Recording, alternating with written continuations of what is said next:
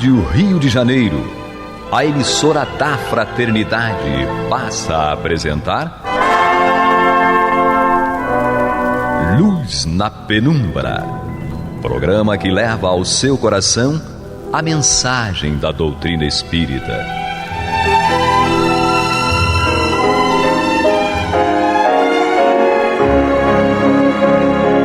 E com vocês, João Batista, para o estudo de O Livro dos Espíritos, da obra codificada por Allan Kardec. Papai do céu nos guarde, nos abençoe. Louvado seja nosso Senhor Jesus Cristo.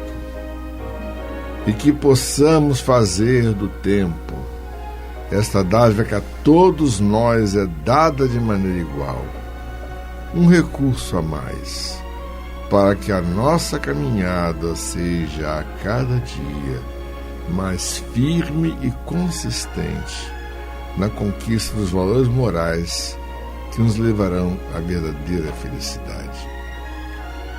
Hoje temos conosco Guilhermina. Que bom estarmos juntos de novo.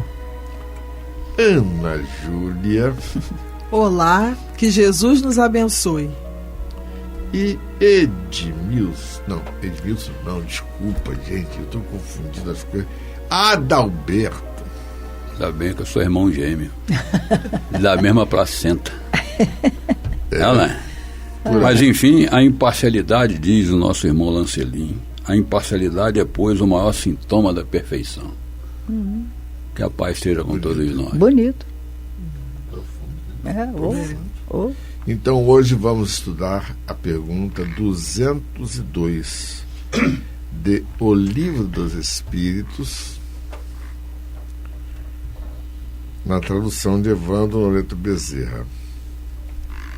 E eu vou pedir ao Adalberto para começar. É isso. Então, o professor Allan Kardec, na questão 202 de O Livro dos Espíritos,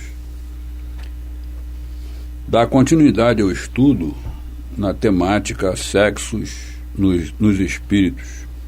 E ele pergunta aos benfeitores da humanidade: quando errante,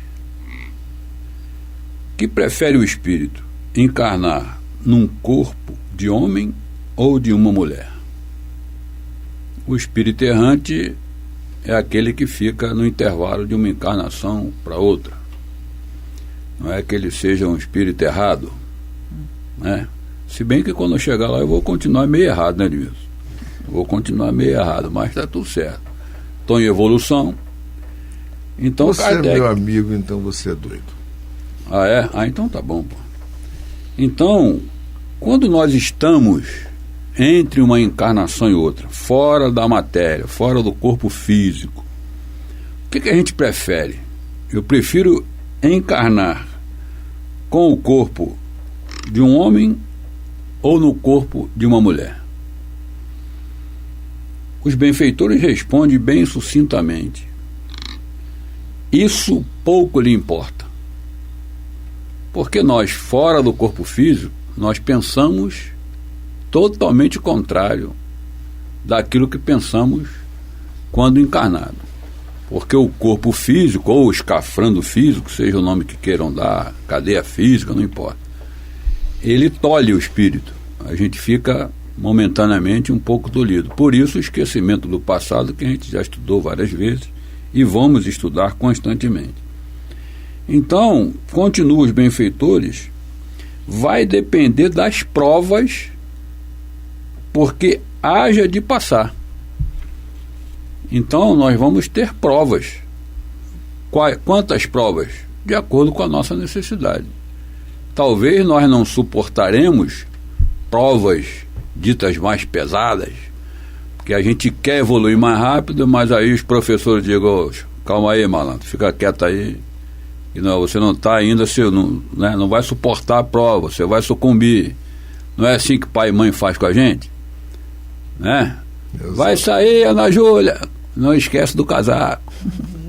né? Vai sair, João, né? Não esquece o boné, a boina, porque o resfriado vem pela coronária. Então são assim os benfeitores.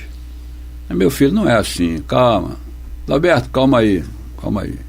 Então a gente vai reencarnando sucessivamente de acordo com a nossa necessidade evolutiva. Porque todos nós, em algum momento, lá, milênios atrás, não fomos boa bisca, né?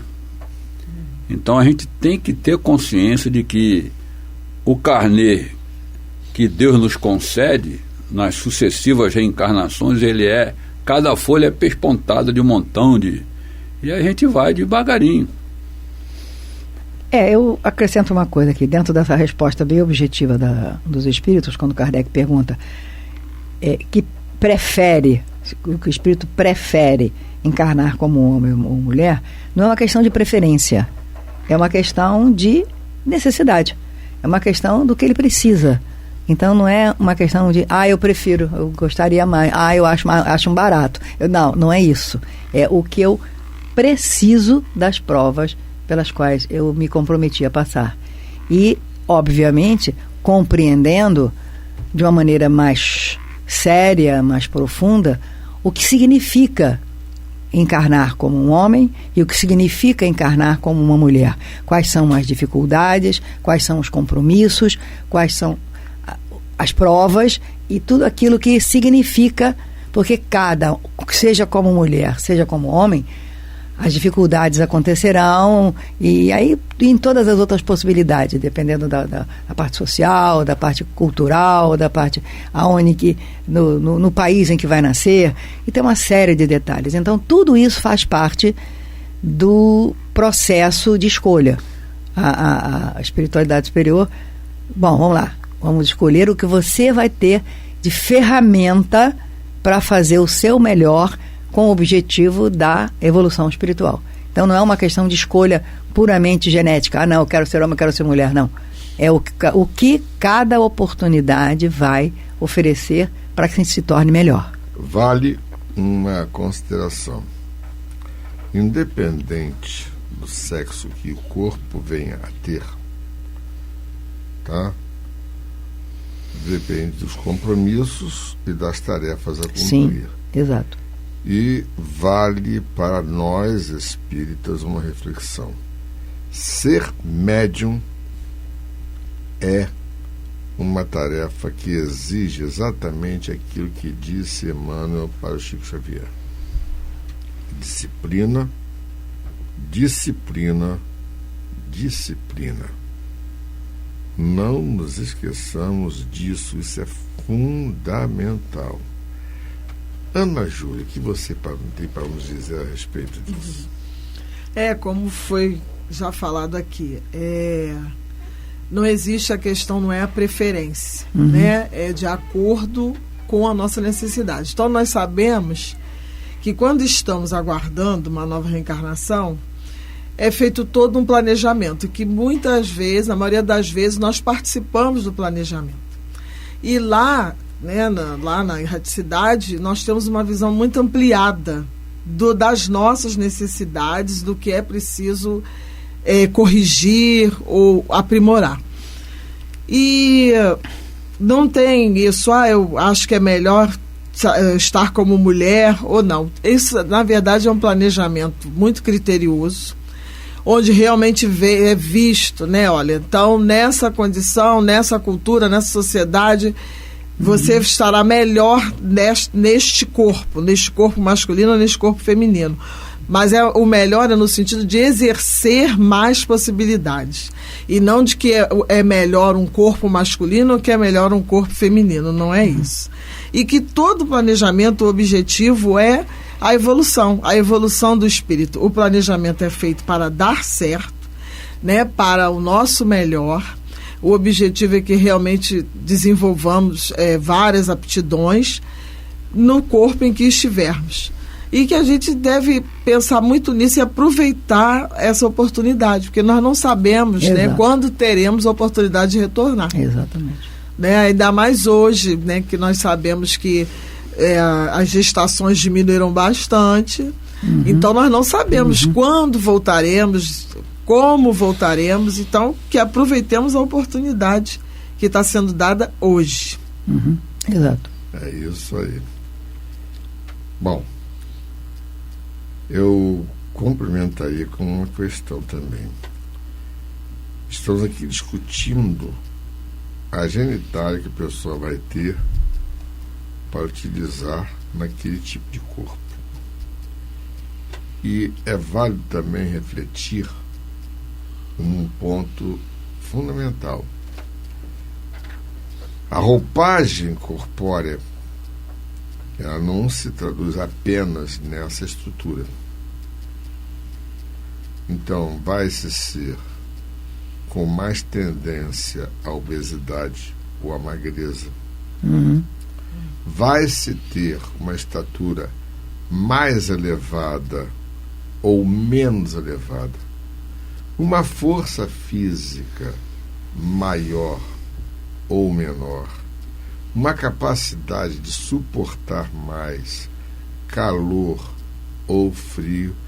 E olha, é muita variável aí para considerar. E o espírito vai habitar aquela estrutura ali. Vamos à nossa vinheta. Você está ouvindo pela Rádio Rio de Janeiro o programa Luz na Penumbra, com estudo de O Livro dos Espíritos, na apresentação de João Batista. Agora, na segunda parte, vamos ao comentário de Kardec, que nos esclarece bastante também. Dona Júlia, por favor. Vamos ao comentário. Os espíritos encarnam como homens ou como mulheres porque não têm sexo. Como devem progredir em tudo, cada sexo, como cada posição social, lhes oferece provações, deveres especiais e novas oportunidades de adquirirem experiência. Aquele que fosse sempre homem só saberia o que sabem os homens. E, mais uma vez, né, nós vemos aqui a sabedoria divina. Eu, dando como exemplo, até, digamos, na nossa vida material. Muitas vezes a gente olha certas situações e diz assim, comigo eu resolveria isso perfeitamente. Se eu fosse presidente do país, eu já sei exatamente como eu faria. E aí, às vezes, nós somos colocados naquela posição social, ou de presidente, ou de ministro, né? Ou naquela posição que, às vezes, a gente até critica muito. E naquela posição, quando estamos naquela posição, a gente vê que as coisas não são como nós pensávamos. Não precisa tanto. Basta ser guindado a um cargo de chefia na empresa. Exatamente. Exatamente. Né? E Deus, na sua sabedoria, ele faz o quê? Nós, através das diversas existências, né, pelas quais nós, espíritos, passamos, nós mudamos, tanto, né, no corpo masculino ou feminino, como também as posições. Então, hoje eu posso estar na posição, né, de como mãe, e aí, numa outra existência, estarei como pai. E terei experiências naquela posição. E muito a doutrina espírita trouxe essa informação para todos nós, de que exatamente o espírito, não tendo sexo, ele pode encarnar num corpo como em outro corpo. Nobre. É interessante aqui a gente analisar com uma devida profundidade em algumas frases colocadas aqui pelo professor, um trechinho só da segunda frase, quando ele diz, né, como devem progredir em tudo, né, e aí progrediremos intelectualmente e moralmente, né, e em qualquer posição social a gente pode evoluir. Sim. Esteja lá o borracheiro, o gari, o doutor, o fulano, o cientista, não importa, porque às vezes o cara é cientista, mas é um amoral. O cara é doutorado, não sei o quê, mas é um amoral. É um delegado de polícia, mas é um amoral. mas é um pedreiro, mas é um ser moralizado. Como eu disse na frase aqui do nosso irmão Lancelin, no nosso início, né, a imparcialidade é, pois, o maior sintoma da perfeição. Então, ao longo das existências, a gente vai se tornando parcial ou imparcial. Mas aí o certo é se tornar imparcial. O exemplo disso vem lá do nosso professor maior. Bom, mestre, eis aí, a sua mãe e seus irmãos estão aí. Quem é minha mãe e quem são meus irmãos? Senão ele furava a fila, né? Furar a fila, é minha mãe, deixa eu furar a fila. Então o exemplo de imparcialidade diretamente veio de nosso Senhor Jesus Cristo. Então nós vamos evoluir em tudo, como diz aqui o comentário de Kardec. Cada sexo, né, em tudo, cada sexo como cada posição social, né, lhes oferece provações. E quantas provações? Não são poucas. E certamente aquilo que a Jolinha fez o comentário, a gente pode sucumbir com toda a programação. Quando chega aqui, vem o esquecimento do passado, que é a misericórdia de Deus, e a gente sucumbe. Eu vou enveredar por aí. Quantos médiuns não sucumbiram e não comercializam a mediunidade? Quantos doutores não comercializam o doutorado? Seja em qualquer área, medicina, né, na ciência de um modo geral. Quantos professores não se tornaram educadores? Porque antes, né, pais e mães hoje jogam ou tentam jogar responsabilidades da educação moral para a escola. A obrigação da escola é dar instrução. A educação moral vem de pai e mãe. Vamos mais na frente, em programas futuros, e certamente já estudaram aí individualmente, coletivamente, as situações dessa natureza, da responsabilidade do pai, da mãe, de dar exemplo, de não dar exemplo, né?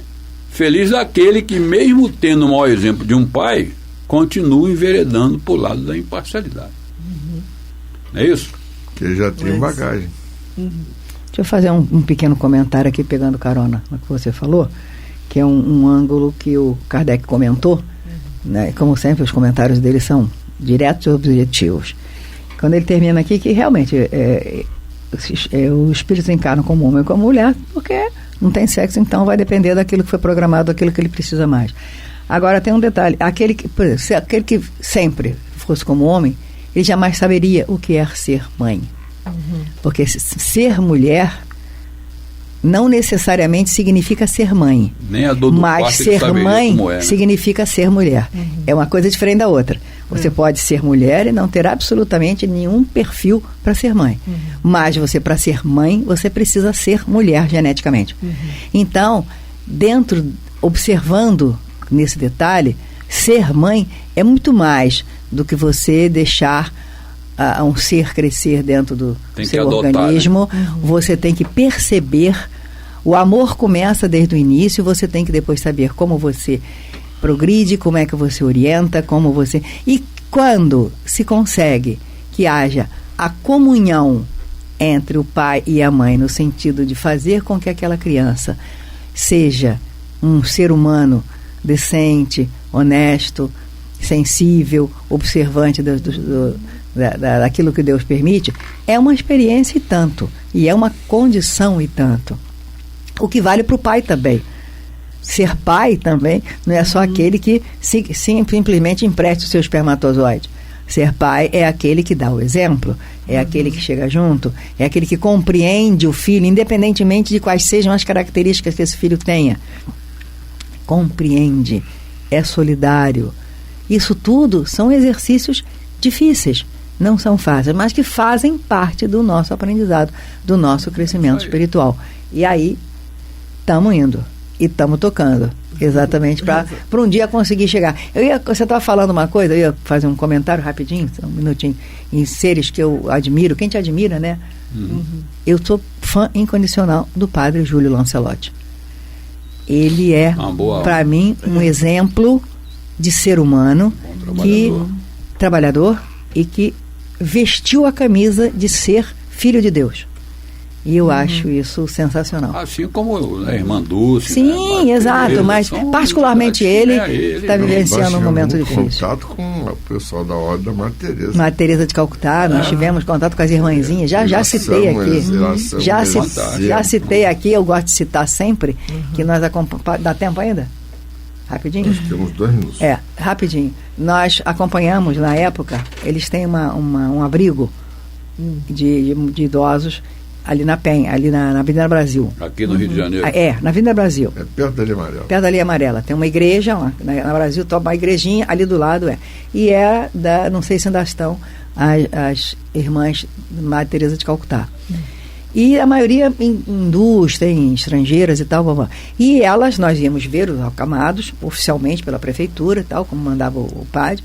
E teve uma vez que eu as vi descendo, essa estava semi-dupla, sacola descendo uma rampa, a gente descia de carro, lógico, mas elas desciam a pé e subiam a pé, e elas iam para debaixo da Avenida Brasil cuidar dos cracudos, daquele pessoal que morava ali embaixo da Avenida Brasil. Aí um dia eu fiquei agoniada, falei, irmã, pelo amor de Deus, vocês vão sozinhas, vocês são frágeis, vocês falam o português difícil, vocês, pelo amor de Deus, se cuidem, toma cuidado. Aí ela, não, doutora, nós não vamos sozinha. Jesus está conosco sempre. Olha, aquela convicção não só me emocionou, até hoje me emociona. É sério. Era isso que as dominava. Elas iam, e realmente nunca aconteceu. Nunca aconteceu nenhuma agressão em cima dela. Porque elas sabiam. Gente, exatamente. Fé. Exatamente. Então, gente, vamos refletir muito seriamente a respeito de tudo aquilo que aqui nós dialogamos, porque, vejam bem, o espírito não tem sexo, mas a nossa condição de seres encarnados, pelo fato de nós termos que nos reproduzir, nos obriga a ter e fazer uso da nossa sexualidade. Agora, é uma condição material. Nós temos que tornar aquilo que é material sublimado dentro do ponto de vista espiritual. Quando pensarmos em sexualidade, pensemos primeiro em amor, respeito e boa vontade, fraternidade para com o outro. Seja esse outro o nosso parceiro homem ou mulher. Não importa. Isso é que é importante, a gente tocar para diante. Que Papai do Céu nos guarde, nos abençoe. Que louvado seja nosso Senhor Jesus Cristo. E que possamos fazer do tempo, nesta dádiva que a todos nós é dada de maneira igual, um compromisso adequado para que, através dele, evoluamos de tal maneira que conquistemos a verdadeira felicidade. Graças a Deus. Graças a Deus. Você está ouvindo o programa Luz na Penumbra.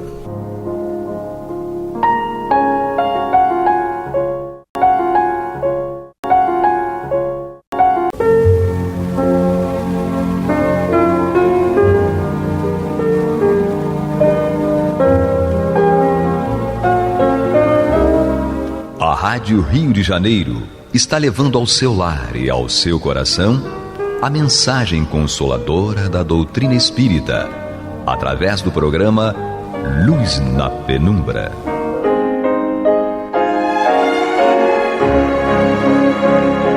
E com vocês, Antônio de Pádua Barbosa, para comentar o Evangelho segundo o Espiritismo, da obra codificada por Allan Kardec. Olá, meus amigos, muito boa noite.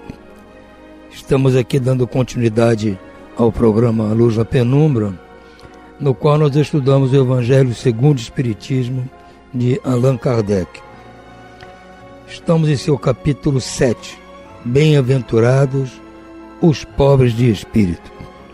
E dentro das instruções dos espíritos, nós hoje vamos estudar o item 12, que é uma mensagem do espírito Adolfo, bispo de Argel, em Marmande, 1862. Ele nos diz o seguinte: homens, por que vos queixais das calamidades que vós mesmos amontoastes sobre vossas cabeças? Desprezastes a santa e divina moral do Cristo. Não vos espanteis, pois, de que a taça da iniquidade haja transbordado de todos os lados. Generaliza-se o mal-estar. A quem incriminar, senão a vós que incessantemente procurais esmagar-vos uns aos outros? Não podeis ser felizes sem mútua benevolência, mas como pode a benevolência coexistir com o orgulho? Orgulho, eis a fonte de todos os males. Aplicai-vos, portanto, em destruí-lo, se não quiserdes perpetuar as suas funestas consequências. Tendes um só meio para isso, mas infalível: tomardes para regra invariável do vosso proceder a lei do Cristo, lei que tendes repelido ou falseado em sua interpretação. Por que tendes em tão grande estima o que brilha e encanta os olhos, em vez daquilo que toca o coração? Por que fazeis do vício na opulência objeto das vossas adulações, enquanto só tendes um olhar de desdém para o verdadeiro mérito, que se oculta na obscuridade?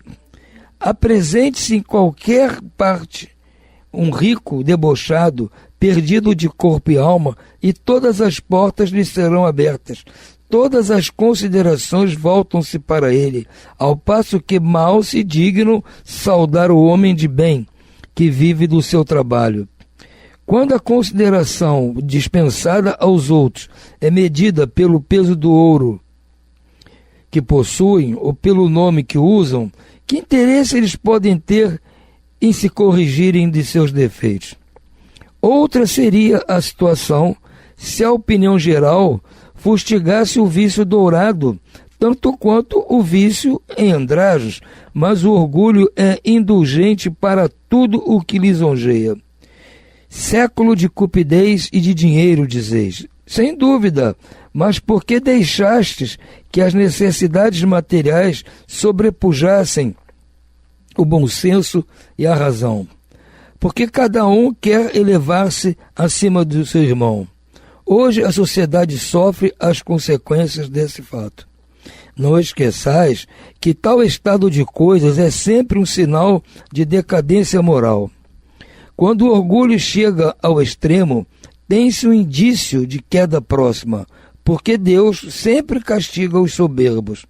Se por vezes deixa que subam, é para lhes dar tempo à reflexão e a que se mendem, sob os golpes que de vez em quando lhes desfere no orgulho para os advertir. Mas em vez de se humilharem, eles se revoltam. Então, quando a medida está cheia, Deus a revira completamente, sendo-lhes a queda tão mais terrível quanto mais alto hajam subido. Pobre raça humana, cujo egoísmo corrompeu todos os caminhos, toma novamente coragem apesar de tudo. Em sua misericórdia infinita, Deus te envia poderoso remédio para os teus males. Tem inesperado socorro à tua miséria. Abre os olhos à luz. Aqui estão as almas dos que já não vivem na terra e que se têm e vêm chamar ao cumprimento dos teus verdadeiros deveres. Eles te dirão: com a autoridade de experiência, quanto a vaidade e a grandeza da vossa passageira existência são mesquinhas em face da eternidade.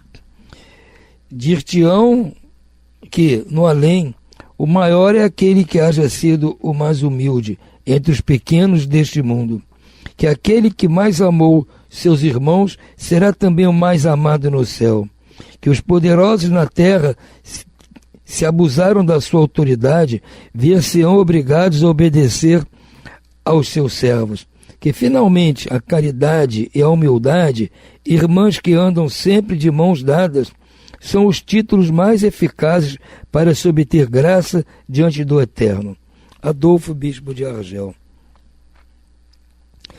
É interessante, nas últimas frases aqui, ele fala uma coisa interessante que vale a pena a gente ressaltar. Diz aqui: dir-te-ão que, no além, o maior é aquele que haja sido o mais humilde entre os pequenos deste mundo. Ok. Que aquele que mais amou seus irmãos será também o mais amado no céu. Beleza. Segue ele. Que os poderosos da terra, vejam bem, se os poderosos da terra se abusaram da sua autoridade, ver-se-ão obrigados a obedecer aos seus servos. Ora, está dizendo que os poderosos da terra ver-se-ão obrigados no céu a obedecer os que foram servos aqui.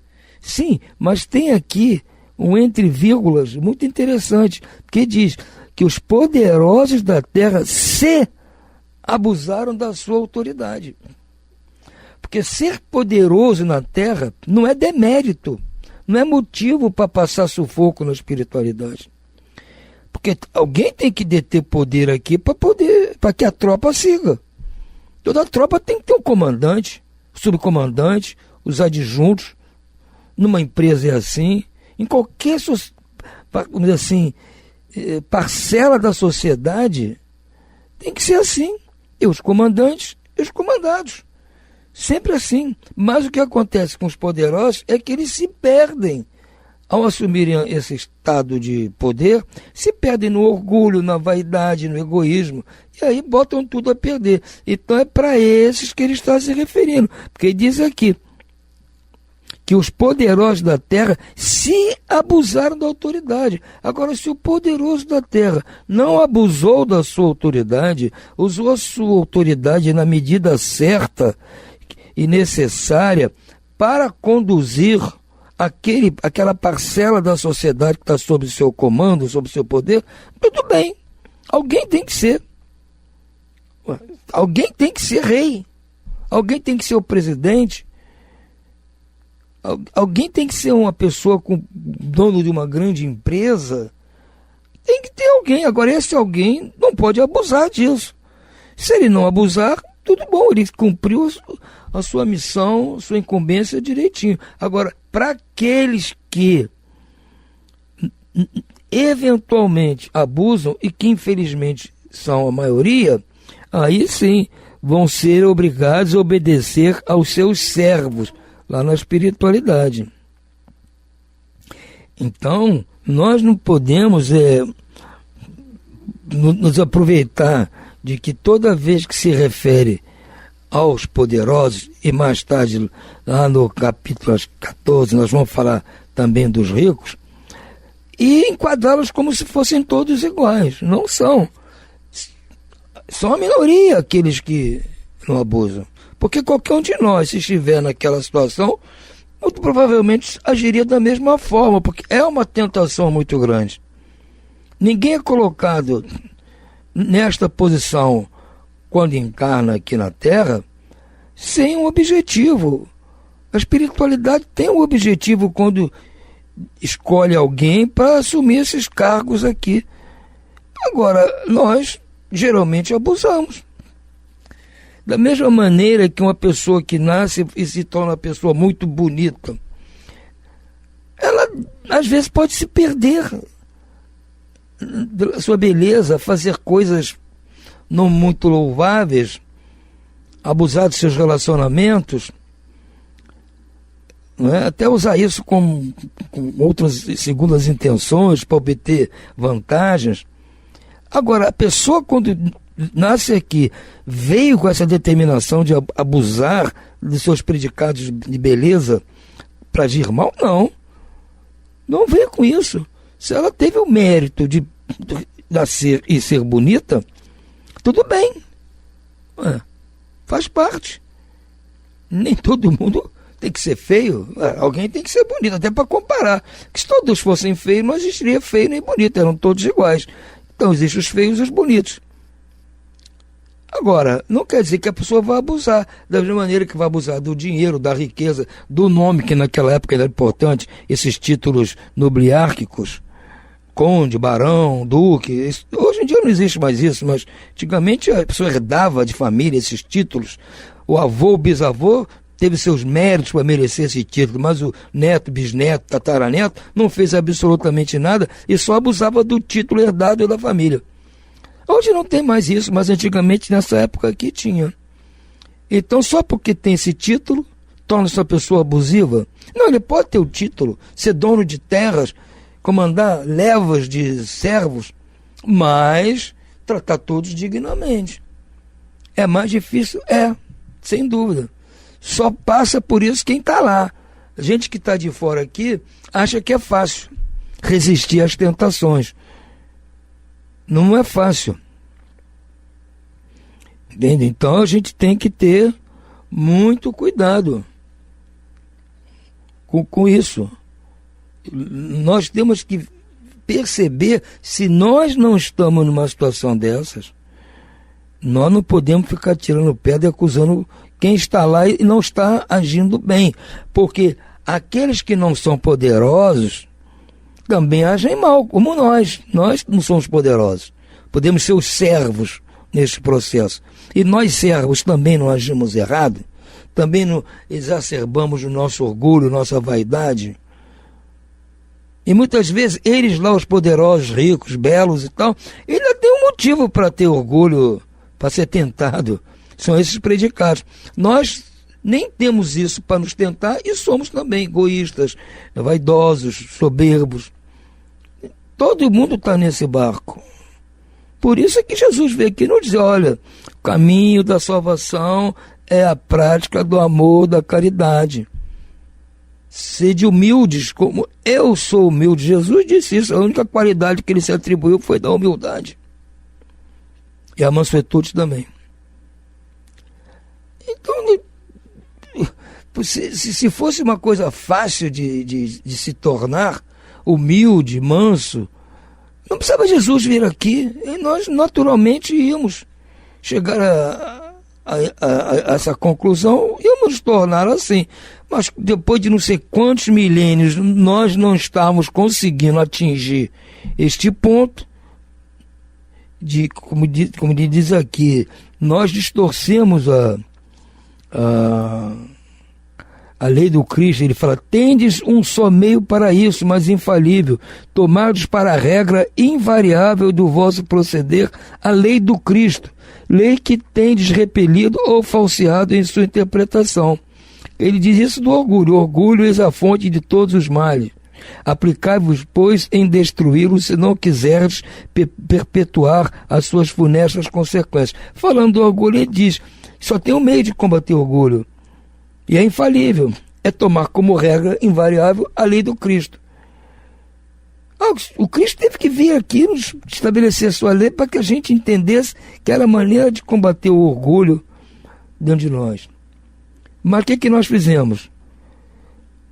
Nós repelimos a lei do Cristo ou falseamos a sua interpretação. Quer dizer, passamos a interpretar de uma maneira em que nós não fôssemos obrigados a dispensar o orgulho.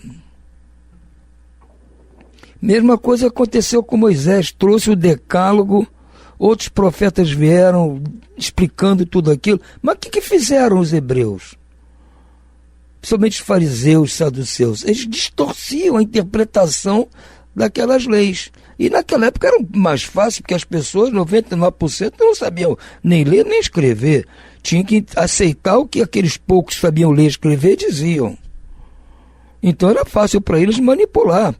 e a discussão entre eles e Jesus é por isso. Jesus mostrava onde eles estavam burlando a lei com as suas falácias. Então Jesus incomodava por isso. Então nós até hoje estamos ainda ou repelindo a lei do Cristo ou simplesmente interpretando do nosso jeito. Mas o bispo de Argel aqui, Adolfo, está sendo contundente. Não adianta a gente persistir nisso. Já estamos batendo cabeça esse tempo todo, já perdemos 2000 anos. Chega um ponto que vamos ter que dar um jeito. Como ele fala aqui, né? Abre os olhos à luz, aqui estão as almas dos que já não vivem na terra e que te vêm chamar ao cumprimento de teus verdadeiros deveres. Ele está falando isso para nós. Pobre raça humana cujo egoísmo corrompeu todos os caminhos, toma novamente coragem apesar de tudo. Deus te envia poderoso remédio para teus males, um inesperado socorro à tua miséria. Então está falando, a gente dá tempo da gente mudar o rumo da nossa história. Deus está lá, aguardando. Como lá o pai está aguardando o filho pródigo. Nós somos o filho pródigo. Saímos à luta para esbanjar, agora estamos sofrendo. Então temos que voltar para a casa do pai. O pai está lá nos aguardando. Mas ele vai nos aguardar. E se nós chegarmos lá ainda com soberba, orgulho, vaidade, não resolveu nada. Então tudo isso que nós estamos passando, de que nós não gostamos, as situações desagradáveis pelas quais nós estamos passando, dificuldade disso, daquilo, são resultados das nossas atitudes, desculpem, de orgulho no passado. E ainda temos, gente. Então está na hora da gente refletir e ver. Bom, vou fazer força para diminuir meu orgulho. Vou focar na caridade e na humildade. Acima de tudo, a humildade. A caridade vai vir como consequência disso. Nós temos que ser humildes, acima de tudo. E deixar que as coisas aconteçam naturalmente. Se sempre formos humildes e, consequentemente, formos caridosos, as nossas coisas do nosso interesse vão acontecer naturalmente. Disse Jesus: buscai tesouros no reino dos céus. Quais são esses tesouros? Nossas virtudes, principalmente amor, caridade, humildade, mansidão. Porque todas as coisas materiais lhes serão dadas em acréscimo. Então o nosso foco tem que estar nas virtudes, que são os bens que nós vamos levar conosco para o reino do céu. Lá não, nenhum título, nenhum poder, beleza, dinheiro, nada disso vale lá, gente. Isso é muito bom aqui e podemos usar numa boa, aproveitar numa boa, mas não podemos fazer disso um instrumento para causar problemas para os outros, constrangimento para os outros, dificuldade para os outros, sofrimento para os outros. Não podemos usar essas benesses que nós porventura estamos detendo nesta vida como vai nos prejudicar no futuro. Não podemos, gente. Se nós por acaso estivermos com poder qualquer, poder econômico, temos que usar isso em benefício nosso. E qual é a melhor maneira de usar nosso benefício? É fazer o benefício dos outros. Porque o nosso, consequentemente, Deus vai prover, já que nós estamos tratando bem os filhos dele. Eu sei que é muito difícil, eu, como todos vocês, passo por isso, né? Tem dificuldade de pôr em prática isso que eu mesmo falo aqui, não tem dúvida. Mas chega um momento que a gente tem que parar e pensar, não, eu tenho que focar nisso. Não vou me tornar santo de hoje para amanhã, isso vai ser um processo longo, mas tem que começar um dia. E cada vez que eu me pegar agindo contra as leis do Cristo, eu tenho que pedir perdão a Deus, a Ele mesmo, Cristo, e dizer, não, eu vou tentar não errar da próxima vez. Mais uma vez eu falhei, não prestei atenção, mas vou fazer força para não errar de novo. E Deus tem paciência, o Cristo tem paciência para aguardar que nós voltemos à casa paterna. Por hora nós vamos ficando por aqui. Uma boa noite a todos e muita paz.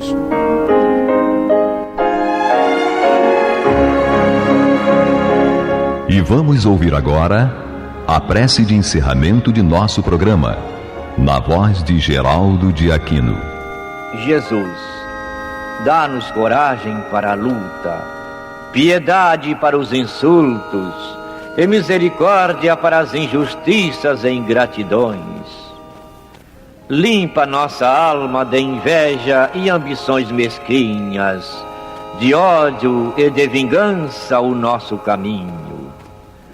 E que dentro em pouco, ao recolher-nos de novo ao calor do nosso leito, para que o sono nos dê a paz e o esquecimento das tristezas humanas, possamos sentir, Senhor, no mais íntimo de nosso ser, a doçura indefinível do Teu amor e a grandeza incomparável da Tua divina presença.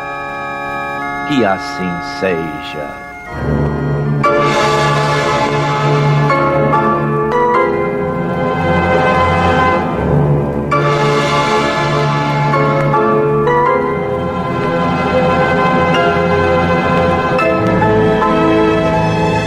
Acabamos de apresentar o programa Luz na Penumbra, que voltará a ser apresentado amanhã às 21 horas nesta emissora.